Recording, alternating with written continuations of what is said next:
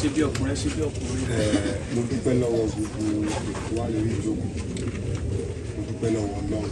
Ìrọ̀ Ọlọ́run ló yẹ ká kọ́kọ́ pẹ́ fún. Mo dúpẹ́ lọ́wọ́ èèyàn. Mo á dúpẹ́ lọ́wọ́ bàbá Gabriel. Mo dúpẹ́ fún yín. Ẹ kú mọ̀ wá rí, ẹ mọ̀ mọ̀lẹ́bí wa rí. Tẹ̀ fi ṣe wá lóore. Mo ṣe àṣekùn. Mo dúpẹ́ lọ́wọ́ gbogbo àwọn tó jókòó gbogbo wọn tó wá. Aṣòkú bàbá àtẹ̀wá filẹ̀ kú láṣìírí. Inú mi dùn gan fún gbogbo ìdílé wọn. You are watching Boa TV. Kindly subscribe, like, and follow. Thank you. Ìfá nǹkan tí mo ṣe kò yẹ kí n ṣe. Nǹkan tí mo ń ṣe lọ́wọ́lọ́wọ́ yìí. Gbogbo ẹnìbọ̀dì tó bá ń gbọ́ káàkiri Nàìjíríà àti ìlú òyìnbó kò yẹ kí n ṣe. But èmi náà fẹ́ kọ́ mọ rí kó gbẹ̀yìn èmi náà lèmi náà ṣe ṣe. Nítorí ìyá mi kọ́ mi lọ́mọ nítorí pé mo wá bí. Yes, ìyá tó bí mi lọ́mọ dídí sọ yìí. So inú mi dùn pẹ̀lú péjọ yìí. Bàbá ti kú sọ́run báyìí ó ń wà. Bàbá mi is a friend.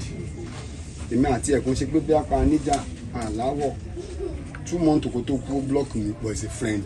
A máa ń gbára wa lórí àmájọ́ ń ṣeré ni. Is a friend, is a father. Kò sẹ́ni tí ò ní titi ẹ̀ lára. Èmi náà ní tèmi lára torí èmi náà bímọ. Kùdìẹ̀kùdìẹ̀ wà lára tèmi náà. Inú mi dùn pẹ̀lú péjọpọ̀ tàjókòó. Mo dẹ̀ dúpẹ́ lọ́wọ́ bọ̀dá bí náà. Ọlọ́run á tọ́jú ẹ̀yin náà, ọmọ rẹ̀ á gbẹ̀yìn yín. Ẹ dúró bí bàbá, ẹ dúró bí ẹ̀gbọ́n, ẹ dúró bí àbúrò. Mo dẹ̀ dúpẹ́ lọ́wọ́ mọ́mì náà nítorí ìjọ́ tí wọ́n máa gbé bàbá kúrò mo rí fídíò yín nígbà tẹ̀ ń sọ̀rọ̀. Inú mi dùn gan. Bó tiẹ̀ ṣe páwò tiẹ̀ lè yọjú nígbà yẹn bọ̀ yín dúró. Mo dẹ̀ dúpẹ́ lọ́wọ́ gbogbo Adéwùnmí family. Mo dúpẹ́ lẹ́ni tó jẹ́ bí ẹ̀gbọ́n fún mi. Mo dúpẹ́ láwọn tó jábùrú fún mi nítorí pé wọ́n dúró. Bàbá ti kú. Ẹ ṣé gan. Mi ní nǹkan tí mo fẹ́ sọ jù bẹ́ẹ̀ lọ tó mi ìmọ̀ lọ́sọ tó pọ̀ jù. Ẹ ṣé gan.